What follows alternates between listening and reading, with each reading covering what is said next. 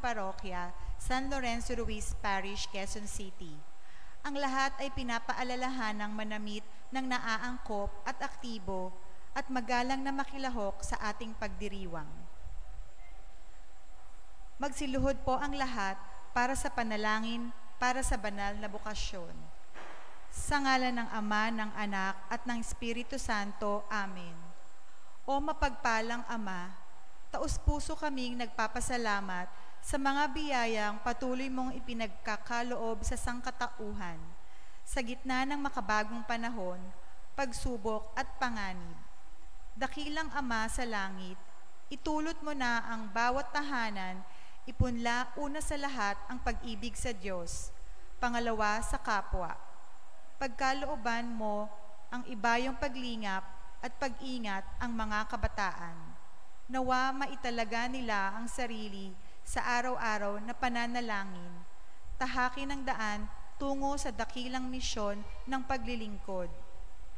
Manaig nawa ang bukal na hangaring ilaan ang kanilang buhay bilang handog sa iyo. Gawin mo silang matatag sa pagtanggap ng paghihirap at paglaban sa tukso, tungo sa adhikaing maging tagapagpalaganap ng iyong salita at tagapagligtas ng mga kaluluwa. Sa pamamagitan ni Hesukristo, aming manunubos, at ni Maria, aming mahal na ina, ang sambayanang Katolika ay taimtim na nagsusumamo. Dinggin ang aming mga dalangin. Nawa, mapuspos ng maalab na pagtugon ang mga magulang, mga kabataan, mga mananampalataya, at ang simbahan sa malawakang panawagan, pananalangin at pagkilos sa pagyabong ng banal na bukasyon sa pagpapari, pagmamadre, buhay relihiyoso at relihiyosa. Amen.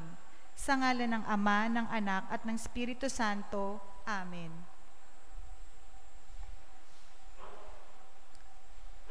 Magsitayo na po ang lahat at simulan natin ang banal na pagdiriwang.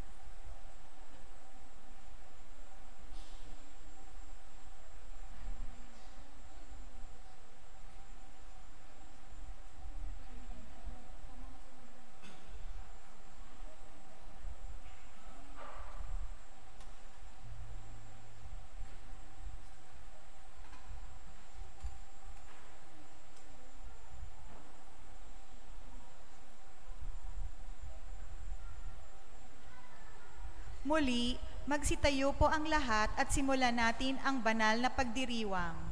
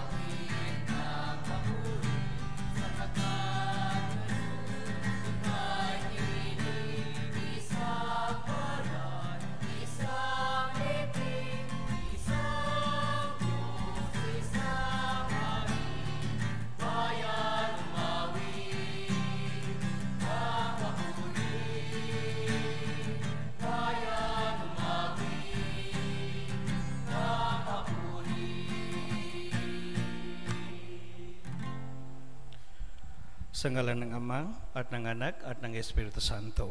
Amen. Ang pagpapala ng ating Panginoong Jesucristo, ang pag-ibig ng Diyos Ama, at ang pagkikipagkaisa ng Espiritu Santo, naway sumayin ng lahat. At sumaiyo rin. Mga kapatid, magandang hapon po sa inyong lahat. Magandang hapon po, Father. Ngayon, ipinagdiriwang natin ang Besperas ng dakilang kapistahan ng pagsilang ni San Juan Bautista. Mga kapatid, aminin natin ang ating mga kasalanan upang tayo maging marapat gumanap sa banal na pagdiriwang.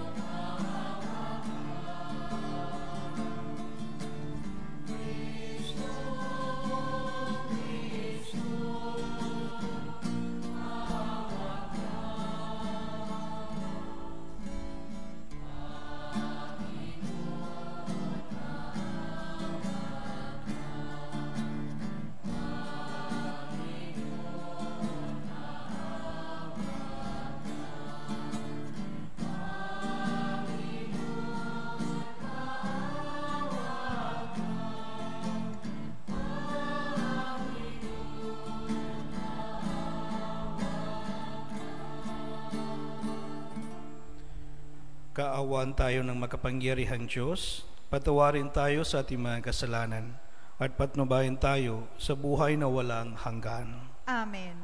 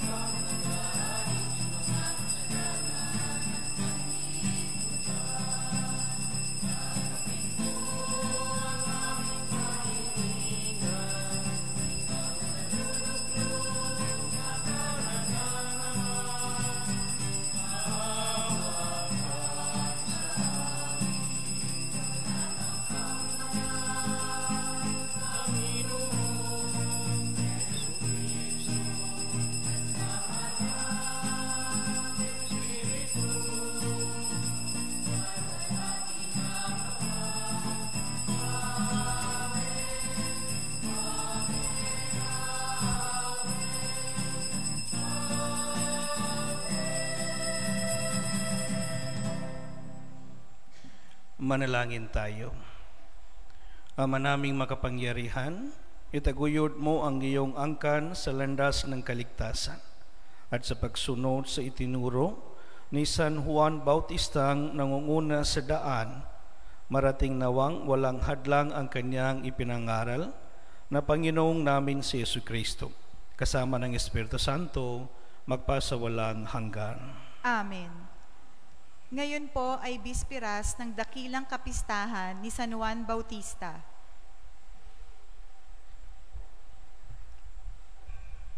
Pagbasa mula sa aklat ni Propeta Jeremias. Noong araw na iyon, so siya sinabi sa akin ng Panginoon, "Pinili na kita bago ka ipinaglihi upang maging propeta sa lahat ng bansa." Sinabi ko naman, "Panginoon, hindi ako marunong magsalita. Bata pa po ako." Subalit sinabi niya sa akin, "Huwag mong sabihing bata ka. Sinusugo kita kaya't humayo ka. Ipahayag mo sa lahat ang aking utos sa iyo. Huwag mo silang katatakutan, bagkat ako'y sa iyo at iingatan kita. Akong Panginoon ang nagsasabi nito." Pagkatapos, iniunat ng Panginoon ang kanyang bisig. Hinipo ang mga labi ko at sinabi, "Hayaan, ibinibigay ko sa iyo ang dapat mong sabihin. Ibinibigay ko rin ngayon sa iyo ang kapangyarihan sa mga bansa't mga kaharian. Sila'y bunutin at ibagsak, lipunin at iwasak, ibangon at itatag." Ang salita ng Diyos. Salamat sa Diyos. Sa pulpa sa pagkasilang, ikaw na ang inasahan. Sa pulpa sa pagkasilang, ikaw na ang inasahan. Sa iyo lang, Panginoon, lubos akong nananalig. Huwag mo akong pabayaang mapahiya at malupig.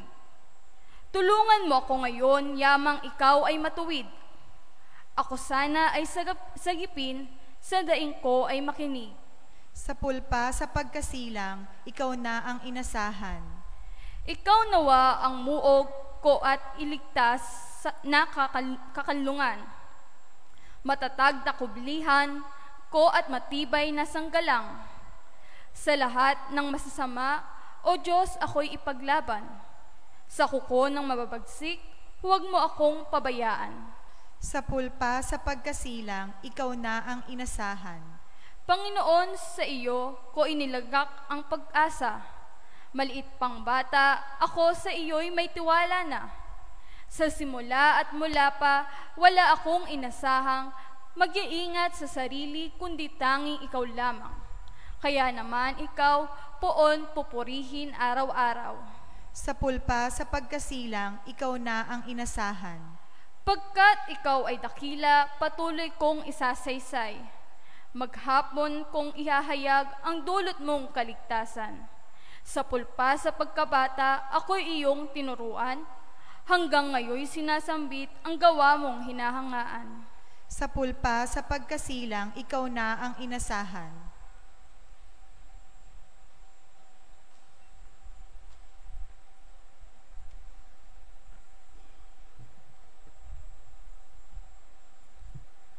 Pagbasa mula sa unang sulat ni Apostol San Pedro. Mga pinakamamahal, hindi ninyo nakita si Jesucristo, ngunit siya'y inibig na ninyo.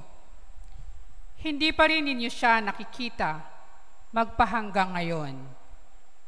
Ngunit nananalig na kayo sa Kanya. Dahil dito'y nag-uumapaw na sa inyong puso ang kagalakang di kayang ilarawan sa salita, sapagkat inaani na ninyo ang bunga ng inyong pananampalataya, ang inyong kaligtasan. Tungkol sa kaligtasang ito, masusing nagsiyasat at nagsuri ang mga propetang humula sa kaloob na itong nakalaan sa inyo. Sinuri nila kung kailan at paano ito mangyayari. Ang panahong ito ang tinutukoy ng Espiritu ni Kristo na sumasa kanila nang paunang ipahayag sa kanila ang hirap na titiisin ni Kristo at ang parangal na tatamuhin niya. Nang kanilang ipahayag ang mga katotohanan ito, pinaunawa sa kanila ng Diyos na ang ginagawa nila'y sa kapakinabangan ninyo at hindi sa kanila. Ang mga katotohanan ito'y naririnig ninyo ngayon sa mga tagapangaral ng mabuting balita ng Diyos.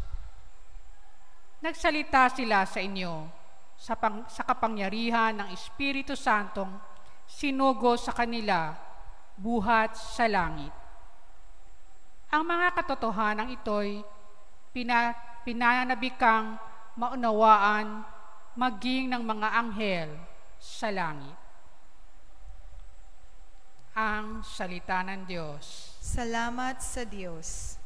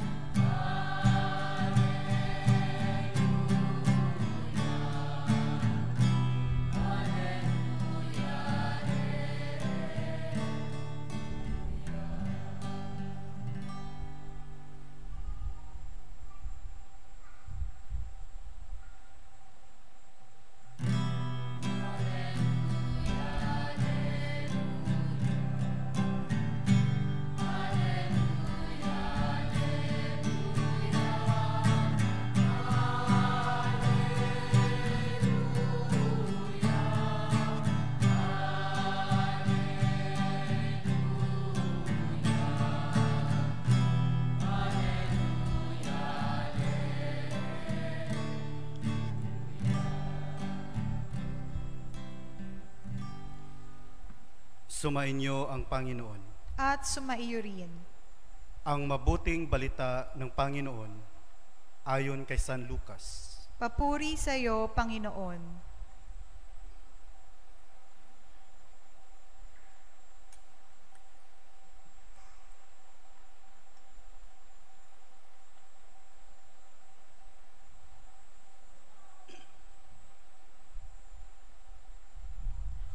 Nang si Herodes, ang hari ng Judea, may isang saserdote na nagngangalang Zacarias sa pangkat ni Abias, at mula rin sa lipi ni Aaron ang kanyang asawang si Elizabeth.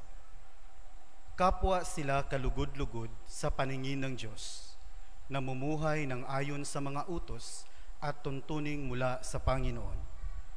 Wala silang anak sapagkat baog si Elizabeth at sila'y matanda na. Ang pangkat ni Zacarias ang nanungkulan noon at siya'y naglilingkod sa harapan ng Diyos bilang saserdote. Nang sila'y magsapalaran ayon sa kaugalian ng mga saserdote, siya ang nahirang na maghandog ng kamanyang. Kaya't pumasok siya sa templo ng Panginoon sa oras ng pagsusunog ng kamanyang. Samantalang nagkakatipon sa labas ang mga tao at nananalangin.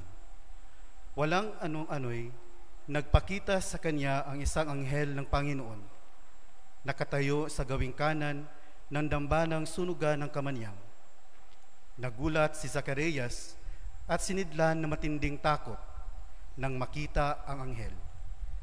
Ngunit sinabi sa kanya, "Huwag kang matakot, Zacarias. Dininig ng Diyos ang panalangin mo. Kayo ni Elizabeth ay magkakaanak ng isang lalaki, at Juan ang ipapangalan mo sa kanya. Ikaw ay matutuwa at magiging maligaya, at marami ang magagalak sa kanyang pagsilang, sapagkat siya'y magiging dakila sa paningin ng Panginoon. Hindi siya iinom ng alak o anumang inuming nakakalasing. Sa sinapupunan pa lamang ng kanyang ina, mapupuspos na siya ng Espiritu Santo. Marami sa mga anak ng Israel ang panunumbalikin niya sa kanilang Panginoong Diyos. Mauuna siya sa Panginoon, taglay ang Espiritu at kapangyarihan ni Elias upang pagkasunduin ang mga ama at mga anak at panumbalikin sa daan ng matuwid ang mga suwail. Sa gayon, ipaghahanda niya ng isang bayan, ang Panginoon. Mga kapatid, ang mabuting balita ng Panginoon. Pinupuri ka namin, Panginoong Hesukristo.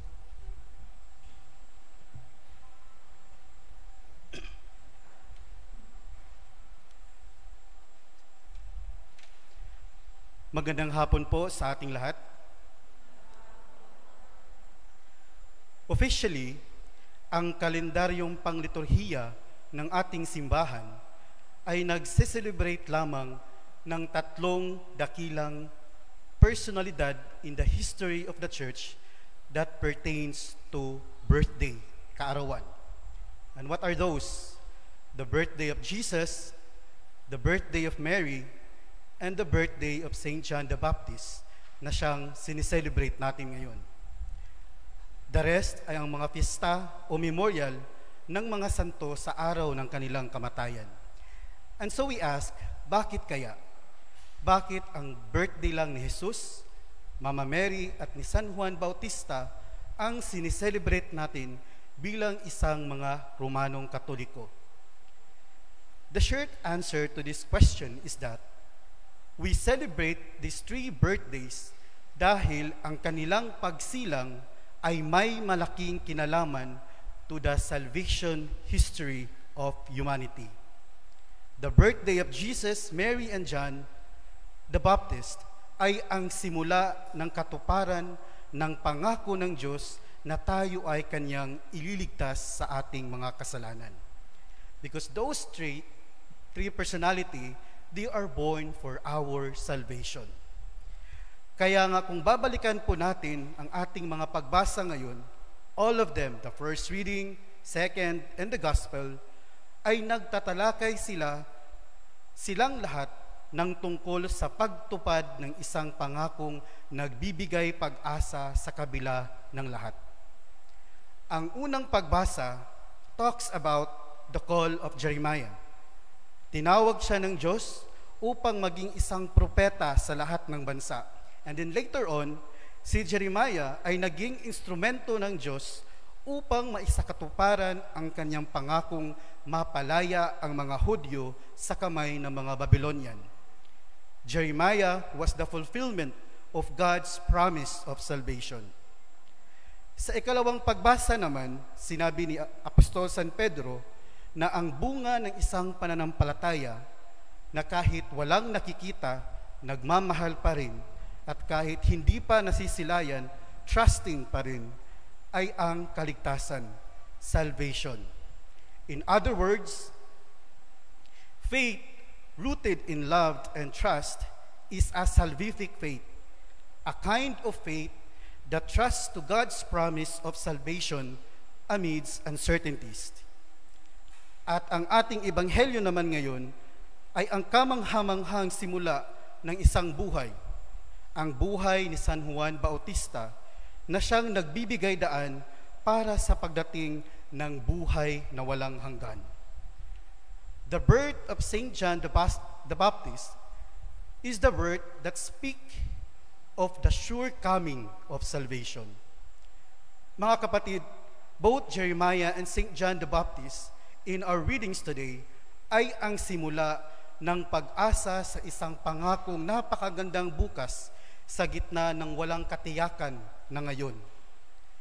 Mga kapatid, may mga panahong dumadating tayo sa punto ng ating buhay na nawawalan tayo ng pag-asa, na para bang ang lahat ng mga nangyayari sa buhay natin ay walang kasiguraduhan at wala tayong nakikitang seguridad. Ano ba ang dapat nating gawin sa mga puntong ito? Naalala ko po, nung graduate ako ng high school, alam ko po na hindi kaya po ng pamilya ko na ipag-aral ako sa college. And so, I feel helpless kasi pangarap ko talaga makapag-aral ng college. And then one day, nung kumpanya na pinagtatrabahuan ng mama ko, she was a laborer of that company, but a regular laborer, nag-offer ng scholarship sa mga anak ng mga regular na employee. And so I was happy. But that happiness, biglang nawala. Kasi na-realize ko, pag scholarship, utak pala ang kailangan, and I do not have that.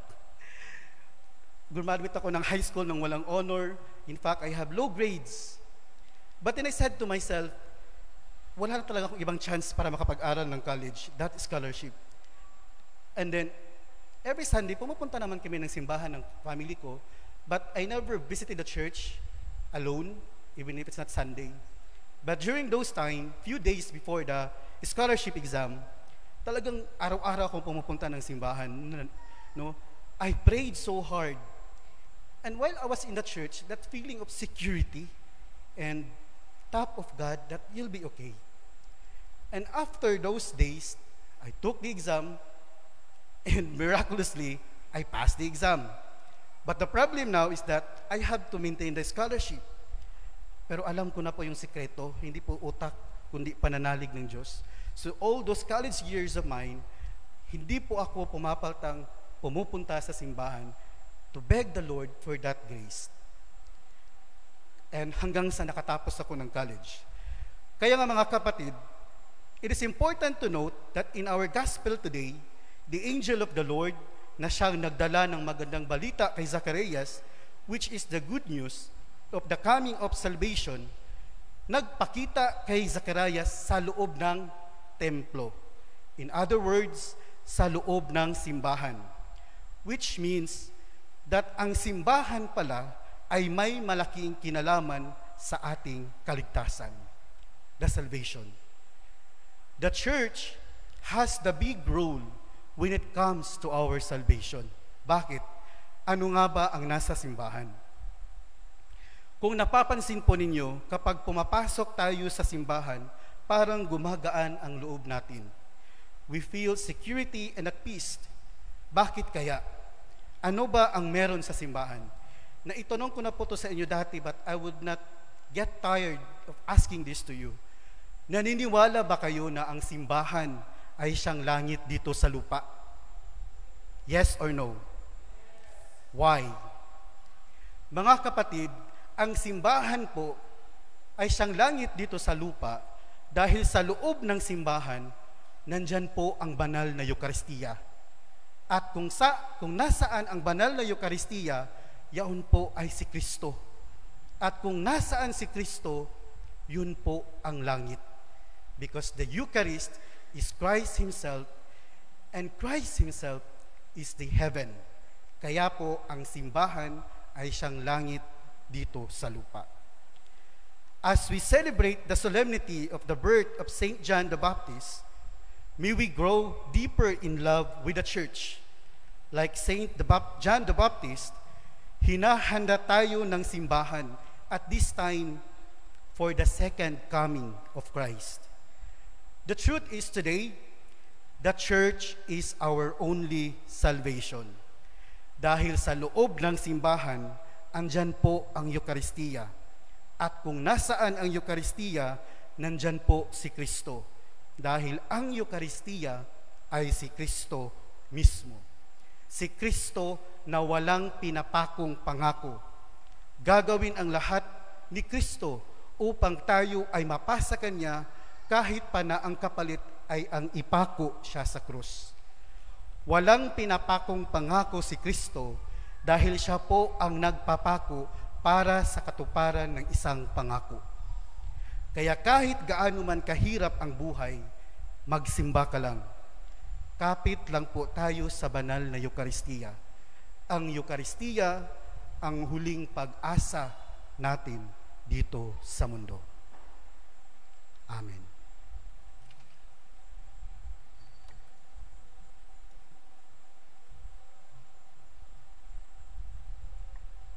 Tumayo po ang lahat. Sumasampalataya kami sa Diyos amang makapangyarihan sa lahat, na may gawa ng langit at lupa. Sumasampalataya ako kay Hesukristo, iisang anak ng Diyos, Panginoon nating lahat. Nagkatawang tao siya, lalang ng Espiritu Santo, ipinanganak ni Santa Mariang Birhen, pinagpakasakit ni Poncio Pilato, ipinako sa krus na matay inilibing, nanaog sa kinaroroonan ng mga yumao, nang may ikatlong araw na buhay na mag-uli, umakyat sa langit, naluluklok sa kanan ng Diyos Amang makapangyarihan sa lahat. Doon magmumulang paririto at huhukom sa nangabubuhay at nangamatay na tao. Sumasampalataya naman ako sa Diyos Espiritu Santo, sa banal na simbahang katolika, sa kasamahan ng mga banal, sa kapatawaran ng mga kasalanan, sa pagkabuhay na muli ng nangamatay na tao, at sa buhay na walang hanggan. Amen. Sa unang saglit pa lamang ng kanyang buhay, tinawag na si Juan Bautista upang ipahayag ang pagdating ng liwanag sa mga bansa, ang pag-asa ng mundo. Sa kagalakan ng pagdiriwang na ito, manalangin tayo sa Diyos. O Diyos, maging mapagpala ka sa amin. O Diyos, maging mapagpala ka sa amin.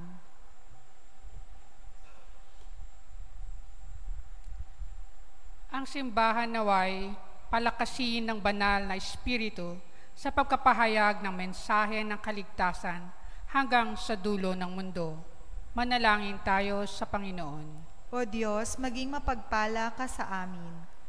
Ang mga pinuno ng mga bansa naway maging kasangkapan ng katotohanan at katarungan at akayin ng kanilang mamamayan sa daan ng kapayapaan. Manalangin tayo sa Panginoon. O Diyos, maging mapagpala ka sa amin. Tayo naway makarating kung saan tayo inaakay ng ating pananampalataya patungo sa kaligtasan ng ating kaluluwa. Manalangin tayo sa Panginoon. O Diyos, maging mapagpala ka sa amin. Ang mga dukha at nagdurusa naway magkaroon ng bagong pag-asa sa pangako ng kaluwalhatian ni Kristo. Manalangin tayo sa Panginoon. O Diyos, maging mapagpala ka sa amin. Ang mga kasalanan ng mga yumaong tapat sa Panginoon, naway alisin ng kordero. Manalangin tayo sa Panginoon.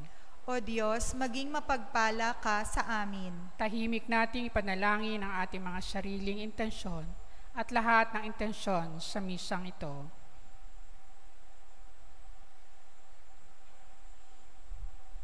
Manalangin tayo sa Panginoon. O Diyos, maging mapagpala ka sa amin. Ama ng panahon at kawalang hanggan, hinahanap mo at sinasaliksik ang aming mga pangangailangan bago pa man kami humingi sa iyo. Sa tulong ni San Juan Bautista, kahabagan mo kami at dinggin ang aming mga panalangin sa pamamagitan ni Kristo na aming Panginoon. Amen.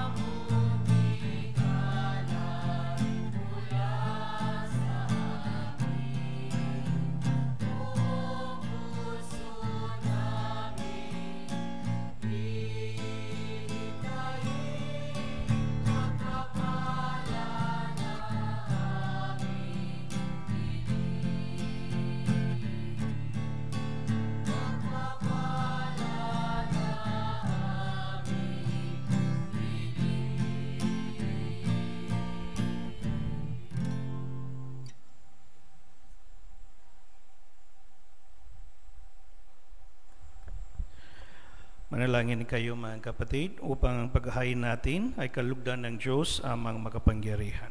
Tanggapin nawa ng Panginoon itong paghahain sa iyong mga kamay, sa kapurihan niya at karangalan, sa ating kapakinabangan at sa buong sambayanan niyang banal. Ama naming lumikha, tunghayan mo ang mga alay ng iyong sambayanan. Ngayon ipinagdiriwang ang dakilang kapistahan ni San Juan Bautista upang aming mapangatawanan sa aming ginagawang paglilingkod ang ginaganap namin ngayon paghahandog sa pamamagitan ni Jesucristo kasama ng Espiritu Santo magpasawalang hanggan. Amen. Sumainyo ang Panginoon. At sumaiyo rin. Itaas sa Diyos ang inyong puso at diwa. Itinaas na namin sa Panginoon. Pasalamatan natin ang Panginoong ating Diyos. Marapat na siya ay pasalamatan. Ama naming makapangyarihan, tunay ngang marapat na ikaw ay aming pasalamatan sa pamamagitan ni Jesucristo na aming Panginoon. Dinadakila namin ang pagtalaga sa pinili mong sa Kanya'y manguna, ang tagapagbinyag na si San Juan Bautista. Sa lahat ng sinilang, siya iyong itinangi, at sa ligaya ng marami, siya ay naging sanhi. Bago pa siya iluwal, kanya nang ikinagalak ang pagdating ng tagapagligtas ng tanan. Sa tanang propetay, siya lamang ang naghayag na narito ang korderong sa lahat magliligtas. Siya pa rin ang tagapagbinyag na gumanap na sa nagpabanal sa tubig at nagutos magbinyag na tapat niyang paninindigan kahit dugo niya ay dumanak. Kaya kaysa ng mga anghel na nagsisiyawit ng papuri sa iyo, nang walang humpay sa kalangitan, kami nagbubunyi sa iyong kadakilaan.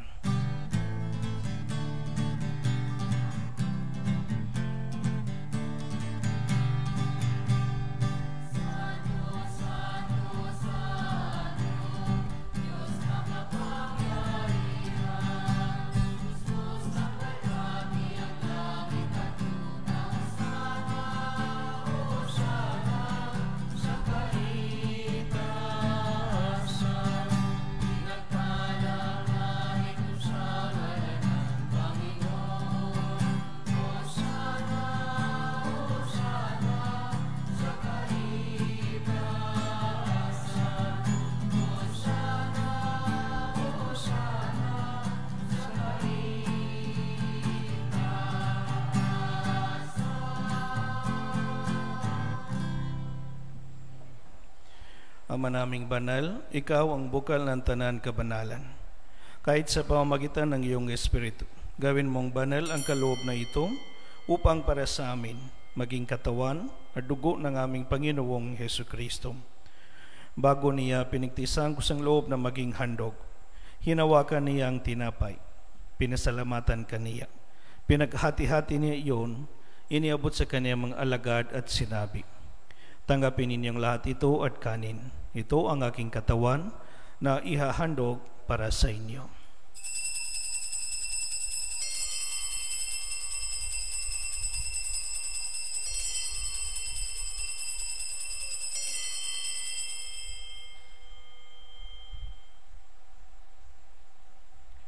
Gayon din naman, noong matapos ang hapunan, hinawakan niya ang kalis. Muli kaniyang pinasalamatan. Iniabot niya ang kalis sa kanyang mga alagad at sinabi, tanggapin ninyong lahat ito at inumin. Ito ang kalis ng aking dugo, ng bago at walang hangang tipan. Ang aking dugo na ibubuhos para sa inyo at para sa lahat, sa kapagpapatawad ng mga kasalanan. Gawin ninyo ito sa pag-alaala sa akin.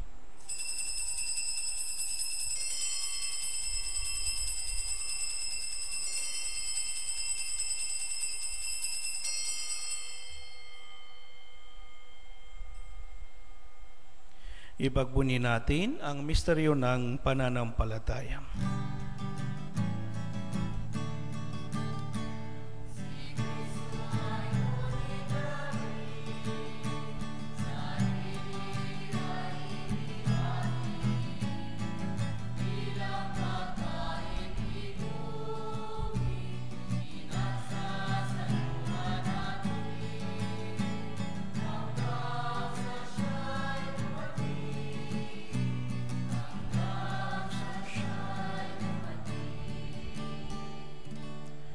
Ama, ginagawa namin ngayon ang pag-alala sa pagkamatay at muling pagkabuhay ng iyong anak. Kaya't iniaalay namin sa iyo ang tinapay na nagbibigay buhay at ang kalis na nagkakaloob ng kaligtasan. Kami nagpapasalamat dahil kami iyong minarapat na tumayo sa harap mo para maglingkod sa iyo. Isinasamo namin kami magsasalo-salo sa katawan ng dugo ni Kristo ay mabuklod sa pagkakaisa sa pamamagitan ng Espiritu Santo. Ama, lingapin mo ang iyong simbahan laganap sa buong daigdig. Puspusin mo kami sa pag-ibig kaysa ni Francisco, naming Papa, at ni Roberto, naming Obispo, at ng Tanan Kaparian. Alalahanin mo rin ang mga kapatid namin na himlay, nang may pag-asang sila'y muling mabubuhay. Gayon din ang lahat ng mga pumanaw. Kaawaan mo sila at patuloyin sa iyong kaliwanagan. Kaawaan mo at paging dapatin kaming lahat na makasalo sa iyong buhay na walang wakas. Kaysa ng mahal na Birhen Maria na ina ng Diyos, kay San Jose, ang esposo niya, kaysa ng mga apostol at ng lahat ng mga banal, lalo na San Juan Bautista, na namuhay dito sa daigdig ng kalugod-lugod sa iyo. Maipagdiwang nawa namin ang pagpapuri sa kararangal mo sa pamamagitan ng iyong anak na aming Panginoong Hesukristo. Sa pamamagitan ni Kristo, kasama niya at sa Kanya, ang lahat ng parangal at papuri ay sa iyo, Diyos amang makapangyarihan, kasama ng Espiritu Santo, magpasawalang hanggan.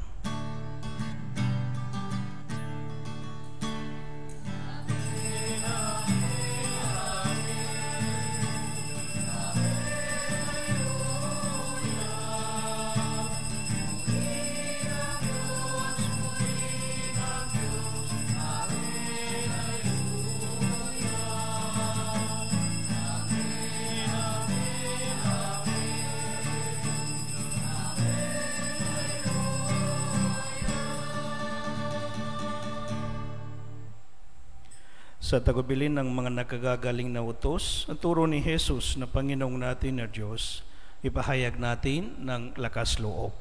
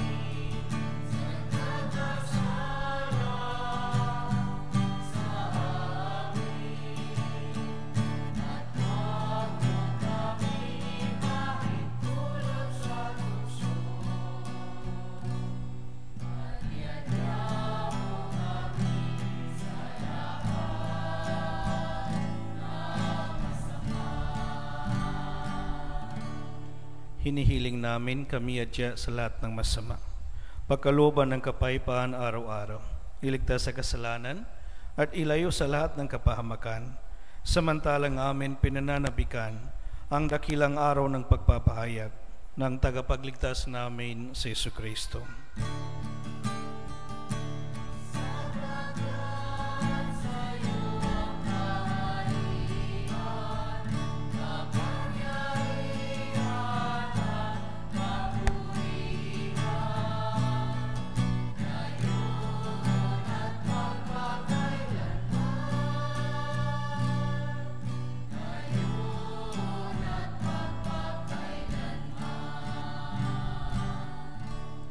Panginoong Jesucristo, sinabi mo sa iyong mga apostol, kapayapaan ang iniwan ko sa inyo.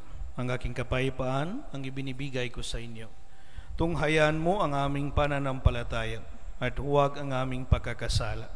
Pagkalooban mo kami ng kapayapaan at pagkakaisa ayon sa iyong kalooban, kasama ng Espiritu Santo, magpasawalang hanggan. Amen. Ang kapayapaan ng Panginoon ay laging sumainyo. At sumaiyo rin. Ngayon, magbigayan tayo ng kapayapaan sa isa't isa.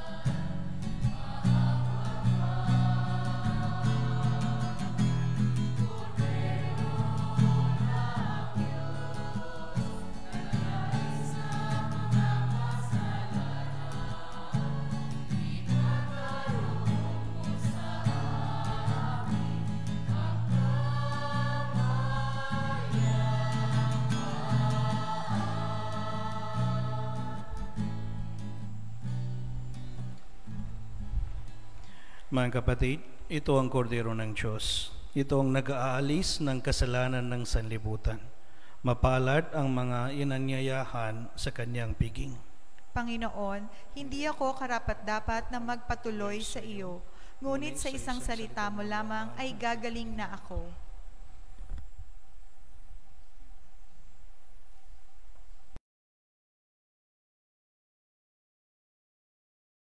Espiritual na pakikinabang.